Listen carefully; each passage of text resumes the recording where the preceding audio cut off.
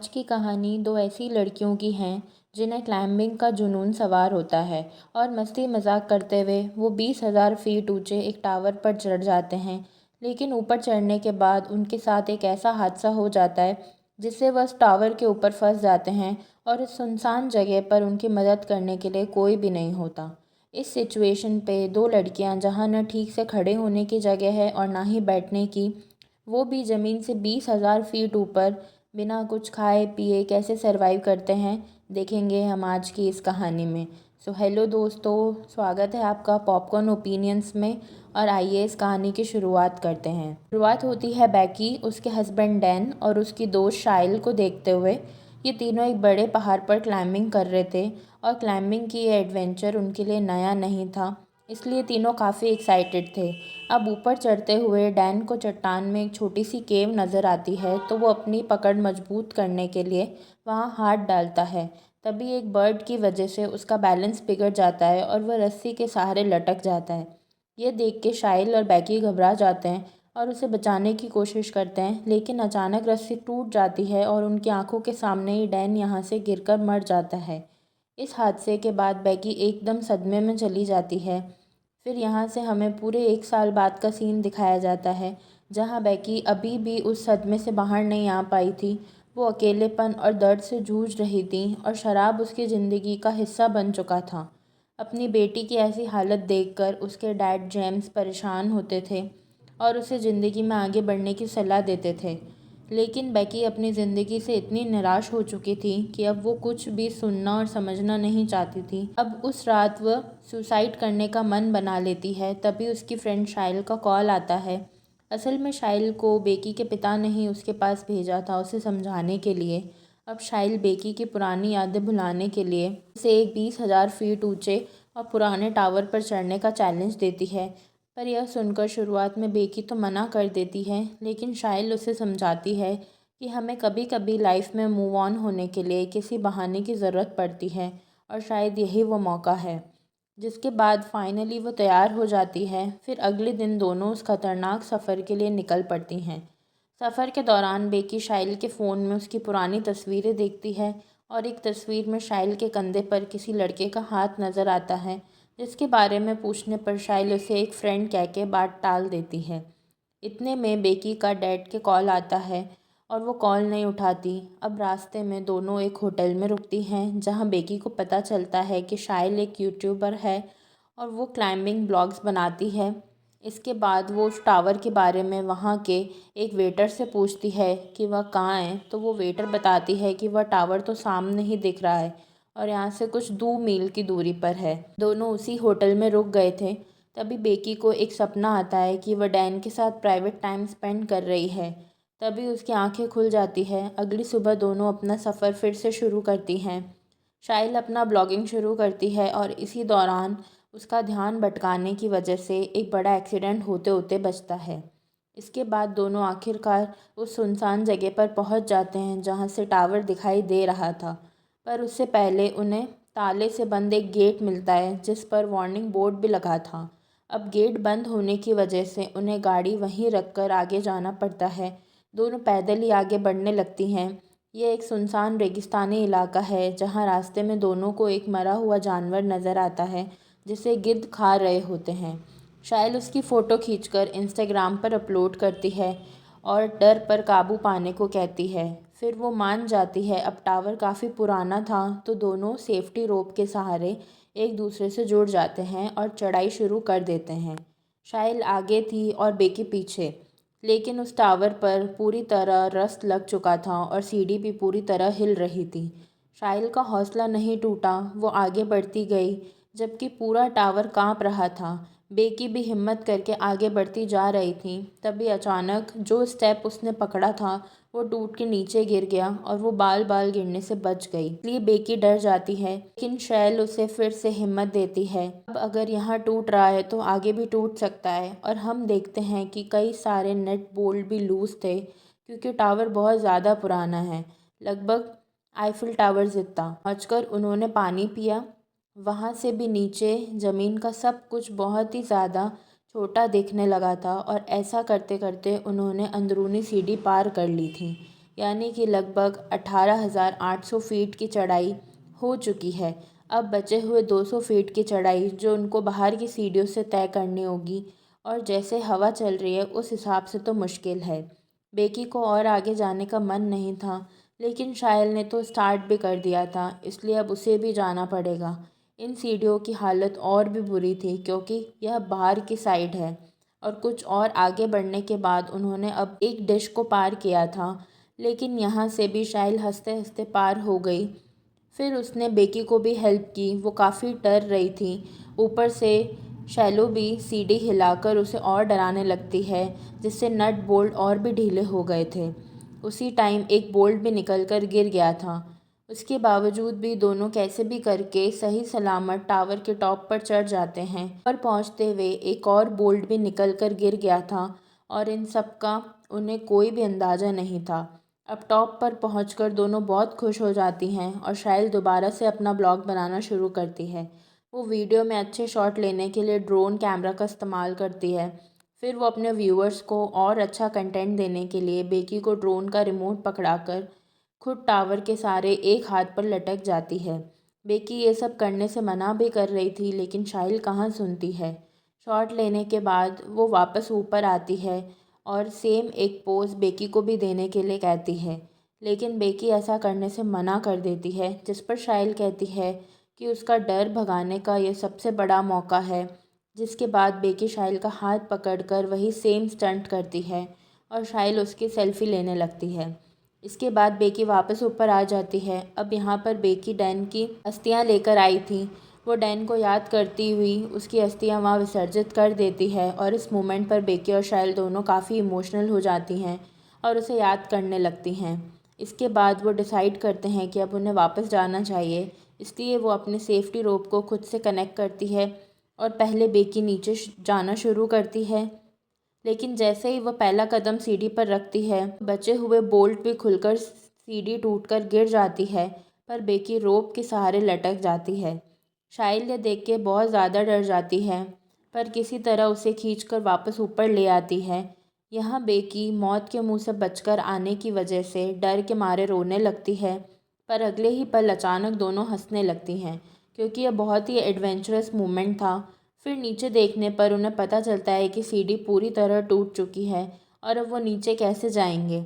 दोनों परेशान हो जाती हैं और अपने अपने फ़ोन चेक करती हैं, पर फ़ोन में कोई नेटवर्क नहीं होता है, क्योंकि इतनी ऊंचाई पर नेटवर्क नहीं मिल सकता। फिर उन्हें वहाँ एक इमरजेंसी बॉक्स दिखता है, जिसे खोलने पर उन्हें एक दूरबीन और एक फ्लेयर गन मिलती है, लेकिन उनका बैग नीचे जाकर टावर की डिश पर अटक चुका था, जिसमें पानी पीने का था। ये सब देखकर बेकी शायल पर भड़क जाती है कि अब हम यहाँ पर प्यास से मर जाएंगे। तो शायल उसे शांत कराते हुए कहती है, हो सकता है सीढ़ी गिरने की आवाज़ सुनकर कोई न कोई 911 को कॉल कर चुका होगा, और पुलिस हमारी मदद के लिए आती ही होगी। इसलिए अब हमें बस थोड़ी देर इंतज़ार करना है, जब तक कोई आ नहीं जाता। तभी शायल नोटिस करती है कि गिरने की वजह से बेकी के पैर पर चोट लगी है, तो ब्लड रोकने के लिए शैलो उसकी चोट पर अपनी शर्ट बांध देती है। अब दोनों मदद के लिए इंतज़ार करने लगती हैं। कुछ समय बाद बेकी शायल से पूछती है कि उसने ब्लॉगिंग क्यों शुरू की, जिस पर शायल कहती है कि मैंने यह डैन के लिए शुरू किया था, जो सुनकर बेकी के मन में शायल के प्रति थोड़ी शक बैठ जाती है। अब 5 घंटे बीत चुके थे, लेकिन उनके लिए कोई भी मदद अभी तक नहीं पहुंची थी। फिर शायल अपना फ़ोन चेक करती है, तो उसने जो मरे हुए जानवर की फ़ोटो अपलोड की थी, उससे उन्हें एक आइडिया आता है। वो अपने फ़ोन पर एक हेल्प मैसेज टाइप करके फ़ोन को रस्सी से बांधकर नीचे लटकाने लगती हैं, यह सोचकर कि शायद नीचे से ले जाने से फ़ोन का सिग्नल आ जाएगा और उनकी पोस्ट अपलोड हो जाएगी। पर ऐसा करते हुए उनकी रस्सी सिर्फ 15 फीट की थी, तो फ़ोन नीचे ले जाने के शायद थोड़ी नीचे लटक कर भी ट्राई करती है, लेकिन उनकी यह कोशिश नाकाम हो जाती है। इसके बाद बेकी को एक आइडिया आता है। वो कहती है कि नीचे पूरी तरह सिग्नल होगा, तो क्यों ना हम फ़ोन को किसी तरह नीचे फेंक दें। तो शायल भी एग्री हो जाती है और अपना जूता उतार कर उसके अंदर फ़ोन को अच्छे से रख देती है। फ़ोन टूट ना जाए इसलिए वो अपने सॉक्स और अंडरगारमेंट्स का इस्तेमाल करती है। फिर दोनों उसे नीचे गिरा देती हैं। अब फ़ोन नीचे तो चला जाता है, लेकिन दूरबीन से देखने पर भी उन्हें दिखाई नहीं दे रहा था कि फ़ोन अच्छे से गिरा है या टूट गया है। तभी बेकी नोटिस करती है कि शाइल के पैर पर 143 का टैटू बना हुआ है, जिसका यूज़ डैन उसे आई लव यू कहने के लिए करता था। बेकी को शक होता है, पर वो चुप रहती है। तभी इन्हें नीचे एक आदमी और उसका डॉग दिखाई देता है, जिससे दोनों चिल्लाकर आवाज़ लगाने लगती हैं, पर शायद ऊंचाई की वजह से उस आदमी तक उनकी आवाज़ नहीं पहुंच पाती, और वो आदमी भी फ़ोन पर बिज़ी था। वहीं शाइल का फ़ोन भी नीचे गिरकर चकनाचूर हो चुका था। तो बेकी संकेत देने के लिए अपना एक जूता निकालकर नीचे फेंकती है, और वो आदमी के पास पहुंचता भी है, लेकिन वो आदमी इनके इशारे नहीं समझ पाता। उल्टा वह किसी और का जूता समझकर फेंक देता है और अपने डॉग को लेकर जाने लगता है। यह देखकर बेकी वहाँ फ्लेयर गन चलाने वाली होती है, पर शाइल उसे मना करती है कि दिन में फ्लेयर गन चलाने से उसे शायद दिखाई भी नहीं देगा और हम इसे अंधेरा होने पर जलाना लगेंगे। सामने एक गाड़ी नज़र आ जाती है, जिसके अंदर एक और आदमी भी था, और इनके पास एक लास्ट आइडिया बचा था कि रात होते ही वो फ्लेयर गन चलाएंगे, जिससे वो लोग इन्हें देख लेंगे। इसके बाद अंधेरा होते ही दोनों फ्लेयर गन चला देती हैं, जिससे वो दोनों आदमी इन्हें देख भी लेते हैं। और यहाँ शाइल नोटिस करती है कि वो दोनों आदमी इनकी कार के पास आ रहे हैं, जिससे वह काफ़ी ज़्यादा खुश हो जाती है कि अब उन्हें मदद मिल जाएगी। लेकिन वो दोनों उनकी गाड़ी के पास पहुंचकर उन्हीं की गाड़ी चुराकर वहाँ से भाग जाते हैं। ये देखकर वो बहुत चिल्लाती है, पर यहाँ उनकी आवाज़ कौन सुनने वाला था। अब इनके पास एक आखिरी उम्मीद बची थी, वो भी नाकाम हो जाती है, इससे इनका जीने का फैसला भी टूट जाता है। अब अंधेरा होने की वजह से टावर की सिग्नल लाइट जलने लगती है। दोनों को बहुत नींद भी आ रही थी, लेकिन यहाँ पर सोने से नीचे गिरने का खतरा भी हो सकता है, इसलिए वो सो भी नहीं सकती थी। अब दोनों बात करने लगते हैं। इसके बीच बेकी शाइल के टैटू के बारे में पूछ ही लेती है। इसके बाद शाइल उसे शर्मिंदगी से कहती है, तुम्हारे हस्बैंड के साथ मेरा 4 महीने का अफेयर था और ये मेरी ज़िंदगी की बहुत बड़ी भूल थी। तुम्हें यह जानकर बहुत दुख होता होगा, इसलिए डैन के मरने के बाद भी मैंने तुम्हें कभी नहीं बताया। मैं उसे चाहने लगी थी क्योंकि वह सबसे अलग था, और मुझे जल्दी एहसास हो गया था कि मैं तुमसे ज़्यादा से कभी भी प्यार नहीं कर सकती। सब कुछ जानने के बाद बेकी को बहुत ज़्यादा बुरा लगता है, पर वो कर भी क्या सकती थी। अब इन दोनों को यहाँ 24 घंटे बीत चुके थे। सुबह हो गई थी। बिना खाए पिए दोनों को भूख भी बहुत ज़्यादा लग रही थी, इसलिए शाइल डिसाइड करती है कि वो किसी तरीके से यहाँ से नीचे जाकर अपना बैग ऊपर ले आएगी। जिसके बाद वो रस्सी को टावर से बांधकर वहाँ से नीचे चली जाती है, लेकिन किसी तरह नीचे जाने के बाद रस्सी छोटी होने की वजह से शाइल अभी भी बैग तक नहीं पहुँच पा रही थी। अब उसके पास और कोई ऑप्शन नहीं था, इसलिए वह अपनी रस्सी से लटक कर किसी तरह डिश तक जंप लगाकर पहुंच जाती है। वहां पहुंचकर सबसे पहले अपने बैग से पानी पीती है, लेकिन अब उसके सामने एक और चैलेंज था कि वह कैसे ऊपर जाएगी। पर किसी तरीके से अपने बैग को उस रस्सी से लटका देती है, जिसके बाद फिर से जंप लगाकर खुद खुद भी उस रस्सी के सहारे लटक जाती है। फिर बेकी उसे ऊपर खींचना शुरू कर देती है। शाइल भी ऊपर चढ़ने लगती है, और वो बस ऊपर पहुंचने ही वाली थी, तभी बेकी के हाथ से रस्सी फिसल जाती है, जिससे वो तेज़ी से नीचे गिरने लगती है। यह देखकर बेकी की धड़कन एकदम से तेज हो जाती है कि डैन को खोने के बाद अब वो अपनी बेस्ट फ्रेंड को नहीं खोना चाहती थी। लेकिन जैसे ही वो डरी हुई नीचे देखती है, तो शाइल उसे रस्सी पर लटकी हुई दिखती है। हालांकि शाइल के हाथों में काफ़ी चोट लग गई थी, और अब वह खुद रस्सी पकड़कर ऊपर चढ़ने की कोशिश नहीं कर सकती थी। इसके बाद बहुत मुश्किल से बेकी अकेले ही अपनी पूरी ताकत लगाकर एलो को टावर के ऊपर ले आने में कामयाब हो जाती है। फिर बेकी पानी पीती है और थोड़ी देर बाद एक हेल्प नोट लिखकर उस ड्रोन में फंसा देती है। दोनों ड्रोन के सहारे अपना मैसेज पास के होटल तक पहुंचाने की कोशिश करती है। वह काफ़ी खुश हो रही थी, पर थोड़ी दूर जाते ही ड्रोन में बैटरी कम होने लगती है, इसलिए बैटरी पूरी तरह ख़त्म होने से पहले वो ड्रोन को वापस बुला लेती है। अभी आखिरी जरिया था उनके बचने का, लेकिन वो भी नाकामयाब रहा। विकी रोने लगती है कि अब हमारा क्या होगा, शायद हम यहीं पर मर जाएंगे। लेकिन शाइल उसे समझाती है कि ऐसा कुछ नहीं होगा, हम ज़रूर यहाँ से निकलेंगे। आगे देखते हैं कि रात हो चुकी है और बेकी को एक भयानक सपना आता है, जिसमें वो देखती है कि शाइल की उसी टावर पर मौत हो गई है और गिद्ध उसकी बॉडी को खा रहे हैं। इसके बाद जब वो डर कर उठती है तो उसे पता चलता है यह बस एक बुरा सपना था। फिर अगली सुबह बेकी को एक आइडिया आता है कि वह टावर के ऊपर लगी लाइट से ड्रोन को चार्ज कर सकती है। हालांकि शैलो चढ़ने में होशियार थी, पर उसके हाथ पर चोट लगने की वजह से वो ऊपर नहीं चढ़ सकती थी। इसके बाद बहुत हिम्मत करके बेकी टावर के पोल पर चढ़ती है और फिर उस लाइट को खोलकर जैसे ही ड्रोन चार्जर को प्लग में लगाती है तो प्लग काफ़ी लूज़ होता है। इसलिए बैटरी फुल चार्ज होने तक बेकी को ऊपर लटके हुए ही उस चार्जर को पकड़ के रखना पड़ता है। काफ़ी समय तक उस पोल को पकड़े रहने की वजह से बेकी के हाथ धीरे धीरे सुन्न पड़ने लगते हैं। और इससे भी बड़ी मुसीबत यह थी कि अब वहाँ पर एक गिद्ध आकर बार बार उस पर अटैक करने लगता है। इससे वह किसी तरह खुद को संभाल तो लेती है, पर उसके हाथ से बैग नीचे गिर जाता है। पर वह किसी तरह खुद को ऊपर संभालती है और फिर थोड़ी देर बाद ड्रोन की बैटरी फुल चार्ज हो जाती है, जिससे वो नीचे आ जाती है। इसके बाद वो ड्रोन को उड़ाकर होटल तक पहुंचाने की कोशिश करती है। ड्रोन फुल चार्ज भी था और उसके अंदर एक उम्मीद भी जग गई थी कि वो अब शायद उन्हें मदद मिल जाएगी। लेकिन जब वो ड्रोन होटल तक पहुंचने ही वाला था, तभी उसकी टक्कर एक ट्रक से हो जाती है और अब ड्रोन टूटने की वजह से उन्हें ड्रोन के कैमरे से कुछ भी दिखाई नहीं दे रहा होता है। ये देखकर दोनों एकदम टूट जाती हैं, क्योंकि उनका यह आखिरी ऑप्शन भी ख़त्म हो चुका था।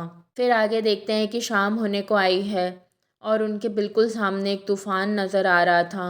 बहुत जल्द उनके ऊपर आने वाला था। बेकी को बहुत तेज़ नींद भी आ रही थी, लेकिन शाइल उसे सोने से मना करती है, क्योंकि उसके सोते ही पैर के जख्म की वजह से गिद्ध आकर उस पर हमला करने लगेंगे। इसके बाद बेकी शाइल को उसका दूसरा जूता भी मांगती है, ताकि इस बार वह अपना फ़ोन डालकर नीचे फेंक सके। पर शाइल कहती है कि मेरा जूता तुम्हें नहीं मिल सकता, क्योंकि वो नीचे डिश पर गिरा हुआ है। अब यहाँ पर कहानी में हमें एक बड़ा झटका मिलता है। हमें पता चलता है कि जब बेकी शाइल को नीचे डिश से ऊपर खींच रही थी, तब हाथ फिसलने की वजह से शाइल डिश पर गिर गई थी और वहीं पर उसकी मौत हो गई थी। इसके बाद से बेकी को हेलुसिनेशन होने लगे थे। वो सिर्फ बैग को ही ऊपर लाई थी और शाइल को अपनी प्रेजेंस में बस एक इमेजिनेशन कर रही थी। और इस समय लेकर अब तक बेकी अकेले ही सरवाइव कर रही थी। बेकी बहुत रोती है, क्योंकि उसकी ज़िंदगी में उसकी एक दोस्ती थी जो अब नहीं रही। अब रात में बेकी अपने डैड के लिए एक वीडियो मैसेज रिकॉर्ड करती है, जिसमें वह बताती है कि वह वापस घर आना चाहती है और ज़िंदगी को जीना चाहती है, पर अब ऐसा नहीं कर सकती। उसके डैड हमेशा उसके लिए सही थे और वो उन्हें बहुत प्यार करती है। वहीं दूसरी ओर फादर जेम्स भी उसके लिए बहुत परेशान हो रहे थे। उनकी बेटी कहाँ चली गई। फिर अगले दिन का समय देखते हैं। जब बेकी सोई हुई थी, तभी एक गिद्ध आकर उसके जख्म से मांस खाने लगता है, लेकिन उसे बहुत भूख लगी थी। इसलिए हिम्मत करके वह उस गिद्ध को किसी तरह पकड़ लेती है और उसे मारकर खाने लगती है, क्योंकि जो जीतेगा वही जिएगा। अब खाने के बाद उसमें थोड़ी ताकत आ जाती है। वह रस्सी के सहारे बहुत होशियारी से नीचे डिश पर उतर जाती है, जहाँ शाइल की डेड बॉडी पड़ी हुई थी। के बाद वह अपने डैड को एक मैसेज सेंड करती है कि वो इस टावर पर फंसी हुई है। फिर अपने फ़ोन को शाइल के जूते में डाल देती है, लेकिन मैसेज सेंड होने से पहले फ़ोन ना टूटे, इसलिए न चाहते हुए भी जूता समेत फ़ोन को शैलो की बॉडी में डाल देती है और फिर उसकी डेड बॉडी को नीचे फेंक देती है। इसके बाद रात का समय देखते हैं, जहाँ बेकी के डैड को मैसेज मिलते ही उन्होंने कॉल करके पुलिस को उस लोकेशन पे भेज दिया था। फिर जैसे ही वो उस टावर तक पहुंचते हैं, तो देखते हैं पुलिस एक डेड बॉडी को कवर कर रही थी। यह देखकर उन्हें लग रहा था कि उनकी बेटी की डेड बॉडी है। तभी बेकी अपने डैड को पुकारती हुई उनके पास आती है, जिसे पुलिस ने रेस्क्यू कर लिया था। अपने डैड को गले लगाकर बहुत रोती है और कहती है कि आप हमेशा मेरे लिए सही थे। और अपनी बेटी को ज़िंदा देखकर उसके डैड भी बहुत खुश हो जाते हैं और उसे अपने घर ले जाते हैं। तो दोस्तों, ये थी रोमांचक और हिम्मत की एक ऐसी कहानी जो हमें सिखाती है कि चाहे हालात कितने भी मुश्किल क्यों न हो, अगर हम हार नहीं मानते और आखिरी दम तक संघर्ष करते हैं, तो ज़िंदगी हमें